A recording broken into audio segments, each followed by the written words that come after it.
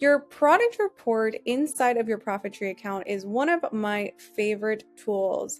Unlike the listing report, your product report is showing you the unique sales data on every single variation option that you offer inside of your Etsy shop. For example, you can see here this variation option has sold 3 times in the last 7 days. And we can change this on the calendar to see what products have been selling over longer periods of time. Now, we only show products here that are actually making sales. We don't show products here that have not had sales because some Etsy shops have hundreds of thousands of products. So it's not very valuable to look at a bunch of dead listings. So instead, we opted into just showing the products that are actually making sales. And you can do quick filters here by the ones with the most recent sales.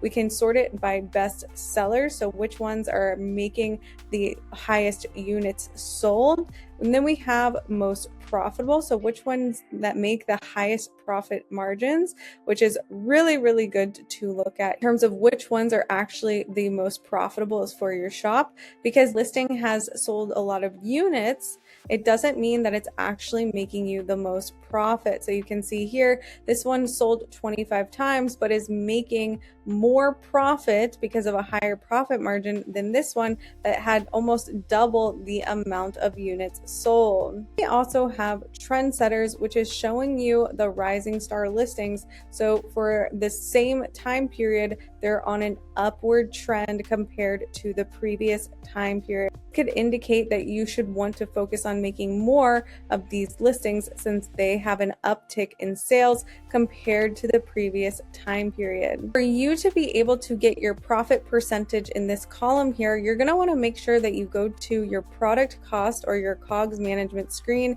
and add your product cost on your products. You can do this by clicking on an individual product and updating the cost, or you can come back here and do it through an import of a spreadsheet. Or if you have Printify or Printful, you can come in here and do a one-click integration. The coolest part about this product report is if you go ahead and click on a unique variation option, you can see more in-depth, high-level insights on that unique variation option. And what's really, really cool is that if you use SKUs to identify your product, a SKU is something that you add to your listing when you're setting up the listing. And every variation option should have its own unique SKU to identify each unique product that you're selling. If you want to learn how to make SKUs, you can go to the main ProfitTree website and go to our resources tab and go to free SKU generator. Here, you can download our free SKU generator, which will provide you instructions on how to create a SKU system for your store.